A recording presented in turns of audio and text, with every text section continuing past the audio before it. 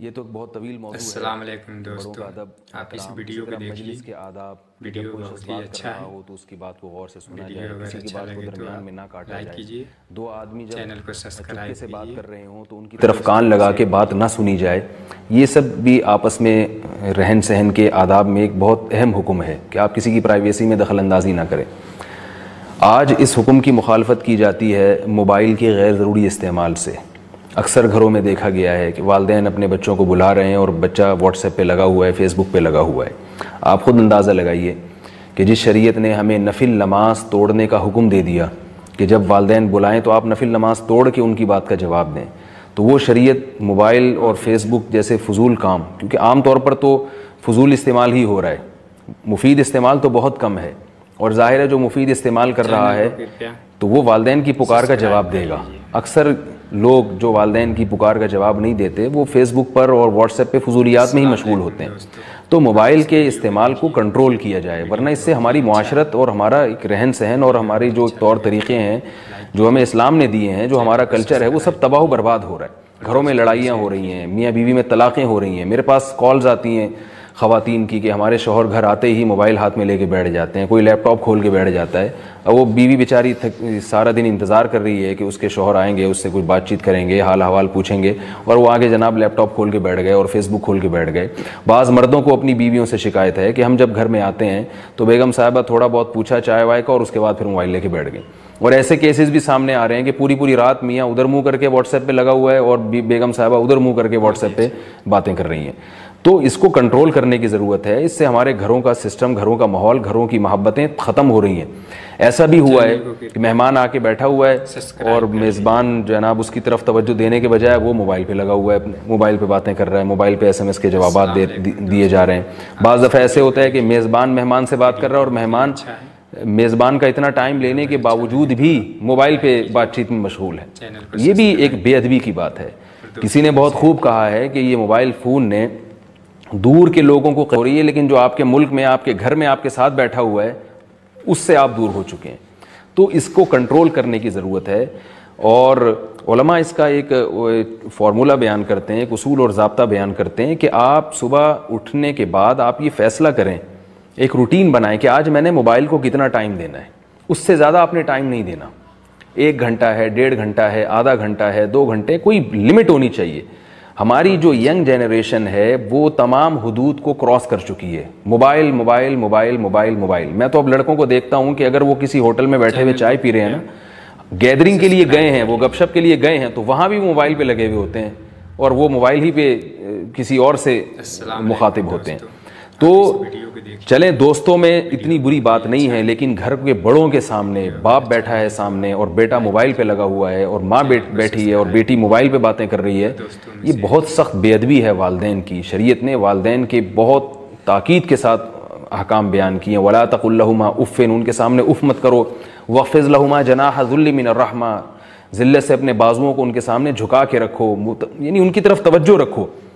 نفل نماز میں نے عرض کیا نا توڑنے کا حکم ہے، تو آپ اندازہ لگائیے کہ کتنی سخت بے ادبی ہے. ماں بیٹی کو پکار رہی ہے اور وہ موبائل پہ باتیں کر رہی ہے اور وہ جواب نہیں دے رہی. اور پھر یہ بھی یاد رکھیے کہ یہ میڈیکلی بہت سخت نقصان دہ ہے. اکثر لوگوں کا حافظہ کمزور ہو رہا ہے موبائل کا استعمال کرنے کی وجہ سے. لوگوں کی شکایتیں آتی ہیں، 24 گھنٹے موبائل کان پہ لگا رہتا ہے، کبھی ہینڈ فری کے ذریعے، کبھی بلوٹوتھ کے ذریعے، اور کبھی جناب ڈائریکٹ کان پہ لگاتے ہیں. تو اس طرح مسلسل آپ مشغول رہیں گے، آپ اسٹریس کا شکار ہو سکتے ہیں. لوگوں کو پتہ نہیں ہے لیکن لاشعوری طور پر وہ اسٹریس میں آ رہے ہیں، ڈپریشن میں آ رہے ہیں. یہاں تک کہ لوگ بتاتے ہیں کہ واش روم میں بھی ہم ہوتے ہیں تو موبائل کی جب گھنٹی بجتی ہے تو اس سے متاثر ہوتے ہیں لوگ. ایک فکر لگ جاتی ہے پتہ نہیں کس کا فون آ رہا ہے. تو اب انسان نا ریلیکس نہیں ہے. ڈرائیو کر رہے ہیں اس وقت فون آنا شروع ہو جائے تو آپ نے اگر سائلنٹ پہ بھی لگایا ہو، وائبریشن پہ ہو، تو پریشان ہونا شروع ہو جاتے ہیں. یہ 24 گھنٹے کی ٹینشن کیوں رکھی ہوئی ہے آپ نے؟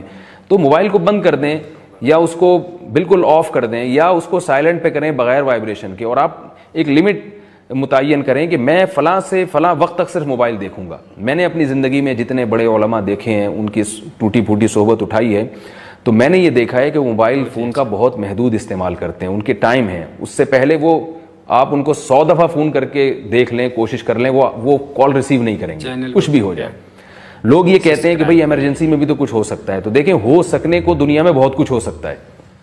صرف امکانات اور توہمات کی دنیا میں اگر چلیں گے تو پھر تو آپ کچھ بھی نہیں کر سکتے دنیا میں. تو خاص طور پہ نئی نسل کو، نوجوان نسل کو اس آفت سے بچانا ہم سب کی ذمہ داری ہے. اس کے لیے ایک اصول اور ضابطہ یہ ہے کہ گھر میں بچوں کو کبھی بھی موبائل لے کے نہ دیں. جب بچے سمجھدار ہو جائیں تو پھر ان کو پہلے موبائل کے آداب سکھائیں، اس کے بعد ان کے حوالے موبائل کریں. جب بھی آپ نے سنا ہوگا تبلیغ والوں سے ایک اکثر وہ بات کرتے ہیں کہ شریعت میں جب بھی کوئی کام کیا جائے تو پہلے اس کے احکام کا سیکھنا فرض ہے. جب آپ شادی کرتے ہیں تو آپ کو طلاق کے حکام پہلے پتہ ہونے چاہیے، بیوی کے حقوق پہلے پتہ ہونے چاہیے، عورت کو شوہر کے حقوق پہلے پتہ ہونے چاہیے. آپ جب تجارت کرتے ہیں تو آپ کو تجارت کے اصول اور ضوابط پہلے پتہ ہونے چاہیے. آپ جب کھانا کھاتے ہیں تو کھانا کھانے سے پہلے کھانے کے آداب سیکھتے ہیں. تو کھانے کے آداب بھی شریعت نے بتائے ہیں تاکہ ہم ایک تمیز سے زندگی گزاریں. تجارت کے آداب بھی بتائے ہیں، رہن سہن کے آداب بھی بتائے ہیں، گھر میں داخل ہونے کے آداب بتائے ہیں، سونے تک کے آداب بتائے ہیں، استنجا اور بیت الخلاء کے آداب بتائے ہیں. حالانکہ استنجا اور بیت الخلاء میں 24 گھنٹے میں 2 دفعہ جانا ہوتا ہے، سونا ہمیں زیادہ سے زیادہ 1 دفعہ یا 2 دفعہ ہوتا ہے. تو موبائل جو 24 گھنٹے ہماری جیب میں ہے، کیا اس کے کوئی آداب نہیں ہوں گے؟ کیا وہ بالکل بے لگام ہے؟ تو اس کے بھی کوئی آداب ہیں، اس کے بھی کوئی اصول اور ضوابط ہیں. تو اس کا ہم سب کو خیال کرنا چاہیے. الحمدللہ جامعۃ الرشید میں ہمارے اکابر اس پر بیٹھے اور غور کیا کہ بھی موبائل کا طلبہ میں بہت استعمال ہو رہا ہے اور بے لگام ہوتا جا رہا ہے، اس کو کیسے کنٹرول کیا جائے. تو تحقیق سے یہ بات ثابت آئی کہ ایسے سافٹ ویئر ایجاد ہو چکے ہیں جو آپ کے موبائل کو کنٹرول میں لے آتے ہیں. ایسے سافٹ ویئر ہیں کہ جیسا مثال کے طور پر آپ وہ سافٹ ویئر انسٹال کر دیں تو واٹس ایپ آپ اگر چاہیں گے 1 گھنٹہ چلے تو 1 گھنٹے کے بعد وہ چلے گا ہی نہیں. فیس بک 1 گھنٹے کے بعد اس کا آپ استعمال چاہیں گے بھی تو نہیں ہو سکتا. تو آپ کو اپنے اوپر پابندیاں لگانی پڑیں گی. تو ایسے سافٹ ویئر ہیں کہ جو موبائل کو کنٹرول میں لے آتے ہیں.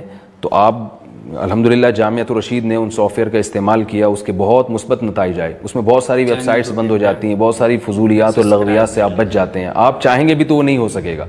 تو جامعۃ الرشید میں اس کا بہت اچھا تجربہ ہوا ہے. طلبہ نے خود جا کے اپنے موبائل میں وہ سافٹ ویئر انسٹال کروائے اور الحمدللہ اس کے مثبت نتائج ہم نے طلبہ میں دیکھے. تو آپ تحقیق کر کے وہ سافٹ ویئر بھی اپنے بچوں کے موبائل میں انسٹال کر سکتے ہیں، اپنے موبائل میں بھی انسٹال کر سکتے ہیں، تاکہ آپ نہ چاہتے ہوئے بھی ایسی چیز کی طرف نہ جائیں جو آپ کے ٹائم کو برباد کرنے کا ذریعہ بنے گی. رسول اللہ صلی اللہ علیہ وسلم نے ارشاد فرمایا، من حسن اسلام المرء ترکہ ما لا یعنی. انسان کے اسلام کی اچھائی یہ ہے کہ وہ لا یعنی چیزوں کو چھوڑ دے.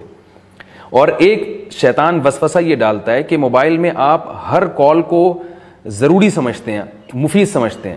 یہ ایک شیطان کی طرف سے وسوسہ ہوتا ہے. یا موبائل میں اس کو 2-2 3-3 گھنٹے دیکھنے کو آپ یہ سمجھتے ہیں کہ اس کا مجھے فائدہ ہوگا.